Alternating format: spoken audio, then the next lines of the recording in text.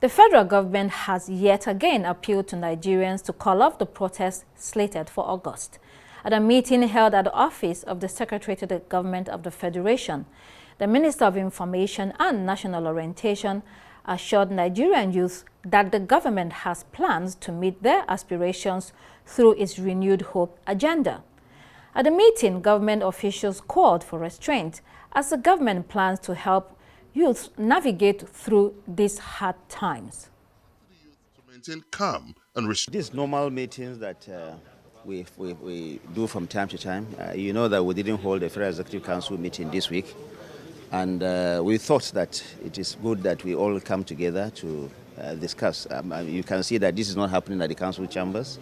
It's happening at the office of the SGF. Many of the ministers are here.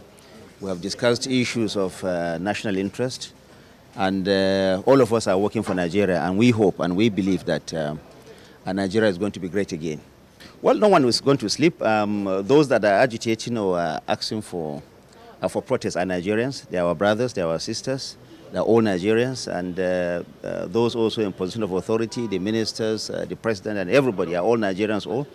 So this is a family matter, this is a Nigerian family issue, and all of us are looking at this issue very well, and we do hope that peace will prevail at the end of the day. Engagement has always been an ongoing thing. This is not a peculiar situation. Engagements have been ongoing. The president has met several with all key stakeholders. I have also been meeting with key holders. Other government functionaries are meeting with other key stakeholders. The engagement is going to continue in the interest of Nigeria. We'll continue to engage. We know this is a country that all of us have. At the end of the day, Nigeria is going to be better for all of for it. Well, for more on this, I'm joined in the studio by Hamzat Lawal. He is an advocate of good governance, and he is the chief executive of the Connected Development. Hamzat Lawal, thank you for being on the program. Well, thank you for having me. Good evening, Nigerians. When we were listening to that video, you were chuckling. What's that about? No, it's quite interesting that now we're seeing government being proactive. Before now, we don't see this level of engagement, this level of feedback, and also having them talk to Nigerian people. So I'm quite excited about that growing interest to engage Nigerians, to communicate to Nigerians, and also give hope that things would get better. But most importantly, we need them to break it down. What are they going to do in another 6 months, in another 12 months, in another 18 months, so that Nigerians can also tie this to timelines and then tie to deliverables, and Nigerians can hold them to account. Right. So how do you feel about the issues that are leading to this protest? I think the issues are affecting everybody. But if you're an elite, a middle class or low income earner, we're talking about inflation here, we're talking about cost of living, we're talking about unemployment, we're talking about multiple layer of pressure from removal of fuel subsidy, from the increase of electricity tariff, cost of transportation and access to public utility. So it's an issue that affects everyday Nigeria, and I think that what's important now is for us to reflect as a country and as a people. Where are we getting it wrong and how can we get it better? And I want to call for a national dialogue, where we would have conversation. You see, all the ministers that makes the Federal Executive Council, they're from the 36 states and the FCT. Why are they not reaching out to their constituents, like I would call them in their state? Why are we not having town hall meetings? Why are they not taking feedback from the federal government to their state, to their local government and communities? And we have appointees of government. How are they engaging? Also, members of the National Assembly, are they having constituents meeting? How are they taking feedback from their constituents to the National Assembly and to the federal government? How are they taking information and knowledge on what is appropriated in the budget and what is in need for their various constituents? Okay, so when you speak of national dialogue, what exactly is that? Talking to ourselves as people, but beyond talking, setting timelines and say, okay, we're making savings from fuel subsidy. So it's not like a meeting where we have one, because when we talk about national dialogue in Nigeria, it's always about discussing federalism or things like that. It's not like a one meeting, it's about engaging with people at the local level. Constructive engagement. Right. And it can be one-off. Okay. You must continue to have this conversation so that we can set timelines, so that we can set deliverables and continue to give feedback and collect feedback. If this protest happens, do you plan to be part of the protesters? We need to understand that first, protest is guaranteed by the Constitution and international treaties. I've led protests. I've been part of protests, demonstration, rallies, both in country and even outside of Nigeria. So it is my right to air my grievance in protesting. But what we're saying is, and I particularly like the FCT Police Command spokesperson, if you want to protest, carry us along. What I'm calling for is, can we have a peaceful resolution? Because we don't want anarchy. Right. We don't want regime change. We want Nigerians to remain peaceful. And so that everyone can enjoy that dividend of democracy, but working with government, taking feedback to government, but also collecting feedback and working with it. So when you say regime change can also be that maybe ministers are not performing, they need to be changed. It doesn't exactly mean that you're taking power by force, because that's probably what Mr. Bayo Onanuga meant when he says treasonable felony. So there's a play on words here. I know that all the ministers signed a bond. And I think now is the time for us to get a scorecard for the past 1 year. How have they fared? That bond that they have signed, how have they delivered on it? And I think Mr. President needs to take strong stance if you have ministers that are not performing. And you see, we would not be here if we had some of these ministers actually performing. Because if we want to take each and every one of them and dissect what they've done for the past 1 year, I bet you probably would only get about 8 to 10 of them that are actually engaging and performing, and we can see that they've made impact. So if you have cabinet members that are not performing, why are you still keeping them?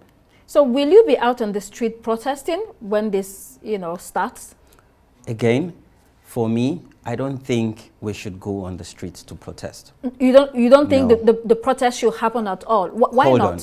We need to understand something. Okay. And for me, I would not be politically correct. Okay. In the minds of Nigerians, they're protesting. But if you're following data and if you're collecting feedback, with the fact that government has jumped in front of this, they're calling for calm, they're giving feedback, they're educating and informing Nigerians, and they're saying, give us time, we're going to act on it. I think we should give them benefit of doubt. So you are on the side of the government? No. I've always been on the side of the people. And if you say I'm on the side of government, it's no problem. No, it's a question. The government is my government. It's your government. Who is government? It is from society that we elect people into government. It is from society that people are being appointed into government. So it is our government. And I don't think we should continue to play government of these people, or are you supporting government? Are you supporting people?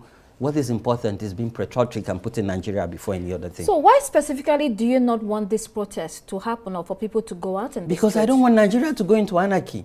I don't want my country to go up in flames. You see, I've been following the trends in Kenya, because Follow the Money is in Kenya. And we've seen how a peaceful protest has taken turn, where businesses have shut down, where public utilities have been affected.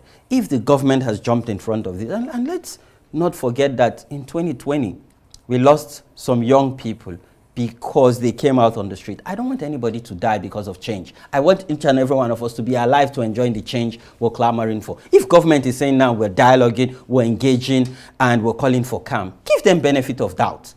Why do we have to go on the streets and then allow our country to go into chaos? Yes, I know that our security agencies are meant to protect and provide security and safety during demonstration protests, but I think that we should serve the sword and allow for peace to reign. So you believe that if the government is given enough time, that it's going to turn around the economy, or it's going to respond positively to the demands of the people? That's what you're saying. In as much I'm saying give them time, I'm also saying hold them to account. And that's why I say we must get specifics. What are the timelines? What are the deliverables?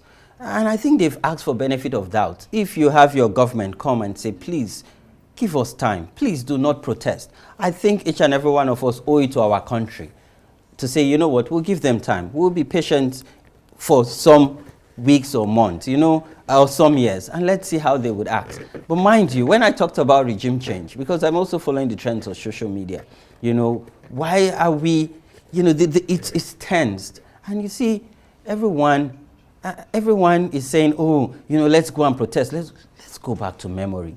let's look at what happened in Libya. Right. Do we want Nigeria to be another Libya? No, that's a totally different issue.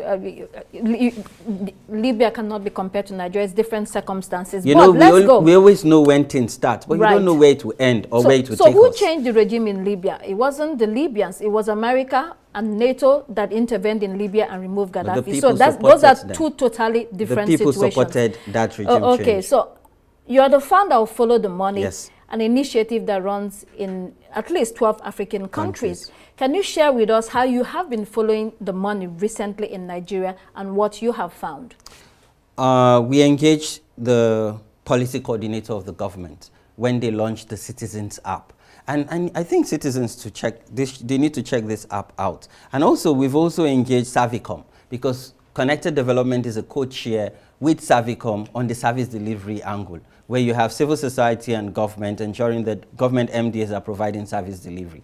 We've also highlighted that in this 2024 budget, there's over 100 billion for constituency project. We've built a model, yes, and we call it NomTrack, where citizens at the constituents can nominate, but most importantly, track that delivery once these monies are being released and disbursed.